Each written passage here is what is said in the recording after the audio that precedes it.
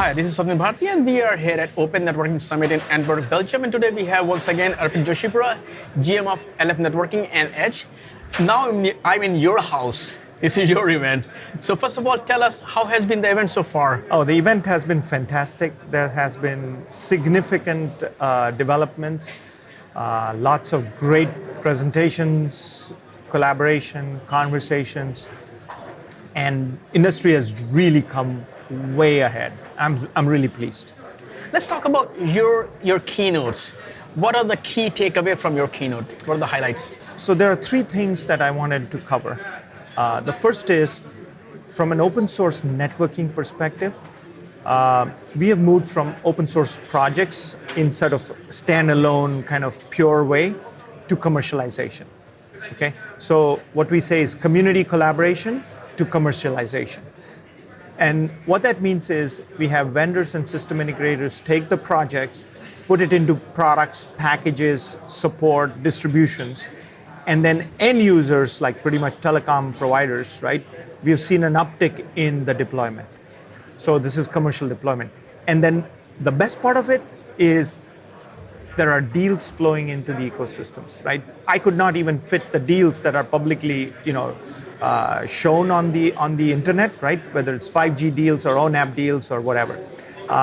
Huge number of deal flows, and that's all because of collaboration in open source early on in the community. So that's takeaway number one. Takeaway number two is the edge is really exploding, right? And we're starting to see some of the early calculations of market size. And our prediction is edge will be 4 times the cloud in terms of economy and ecosystem, right? So almost 4 trillion the next 10 years. And so that has gotten a lot of attention. And in LF Edge, which is the Edge project we have, we also added 2 new projects, which I can tell you about. One is Beetle and the other one is Fledge. So Beetle is a cloud framework. It came from Baidu as an open edge project. And then Fledge is kind of an IIoT framework under constrained environments. It's an application framework that came from Dynamic. So very excited to add new projects, new members, and move to commercialization, right? So those are kind of the big 2 takeaways. And then the last one, obviously, is now we're talking about the next big things, which is RAN, which is ORAN, and the cloud native. So there's progress on that front as well. How would you define cloud native in the networking space? So cloud native has a classic definition, and it's on the CNCF website, right? So microservices, portable containers, blah, blah, blah, right?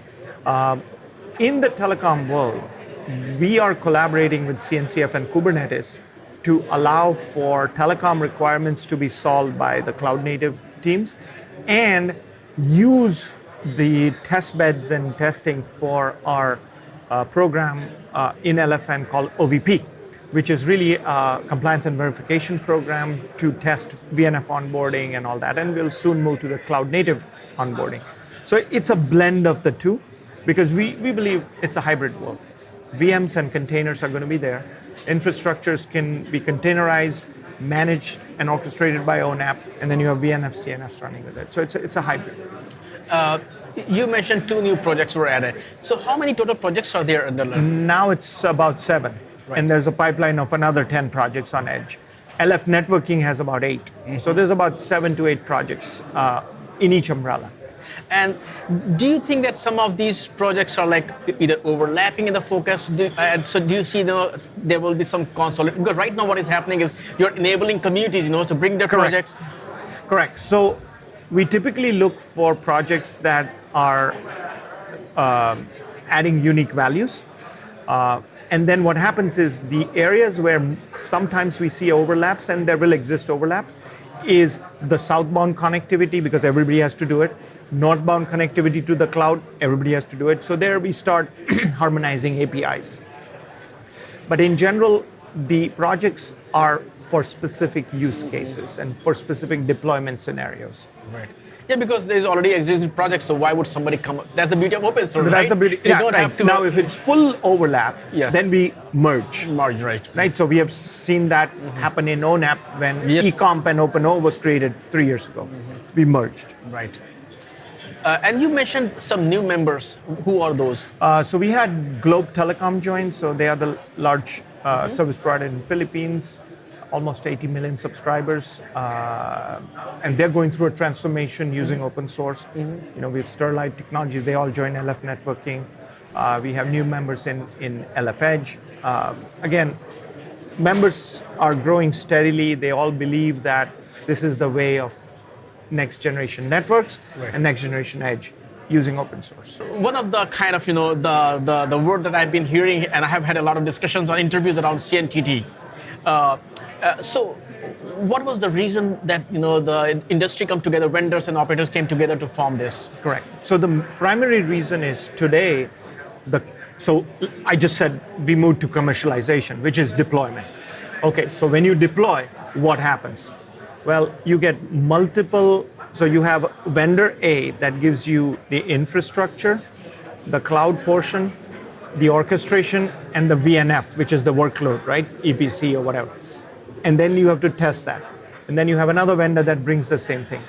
So the operator is a system integrator, and it's very complex because each of these infrastructures have, all these knobs, okay?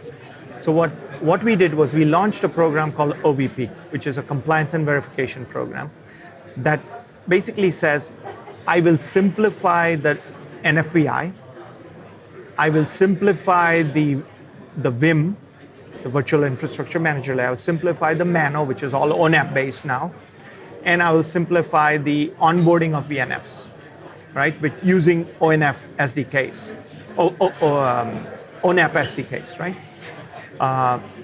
And so for the NFVI specifications, we partnered with GSMA, and that program is called CNTD.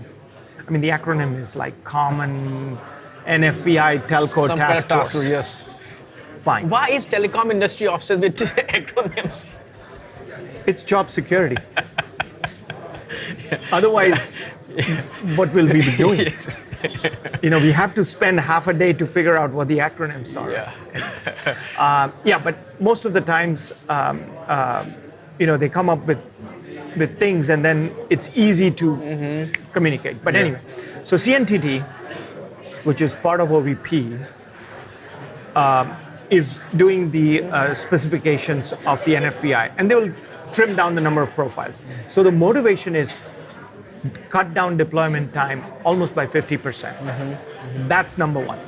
Number two, motivation is it's a simple onboarding for VNFs, right? So if you are a VNF vendor, you can use this test scripts that LFN creates, you certify, and then a member goes, oh, they're certified, okay, I can put them in. Done. One interesting thing with CNTD is that they move really fast. So I'm curious that how much role did LF or open source played, because a lot of these players, they have been working together already on some open source project, whether it's Yeah, so I think to GSMA's credit, they are following a lot of LF principles. So it's GSMA and LF hosting CNTT. But remember, we always look at upstream first. So if a document needs to be created upstream, LF can create a document and put out a spec, but that's not our job.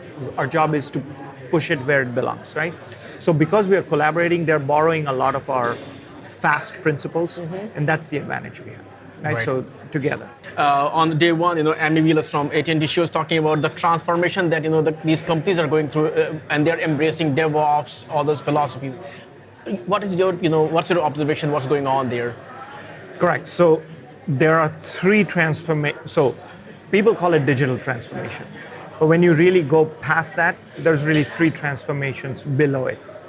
There's a network transformation, which is what we have always been talking about, right? Which is automation, orchestration, virtualization, SDN, NFV, all that. So let's for a moment assume that part we have understood. So check. Second is people transformation. Today in a carrier, most of the people are network engineers, network admins. They're not software developers. So that is a retraining that they have to do. Now, they don't need to hire all the software engineers, but they need to at least understand how software is created, because now it's open source, right? So they can get innovation faster. So that's the people transformation, which is really loosely termed as DevOps, because there's process along tied with it, which is the third part, process transformation. So how do you test, develop, deploy, productize, and get that feedback loop much faster? That's also a transformation, because your business processes, your release processes, your marketing processes internally are not aligned. So like people and process transformation kind of make up the DevOps movement. Right. And that's happening. Every carrier recognizes that, and they're going through it. And out of these three, which one is the most challenging one? I think I know the People. answer. Yes. Is LF Edge or LF Networking doing anything in that Yeah, space? so what we are doing is we are helping with training courses. So there are training courses and most of them are free, right? If you are a DevOps, if you're a network engineer, there's a training course to say DevOps for network engineers.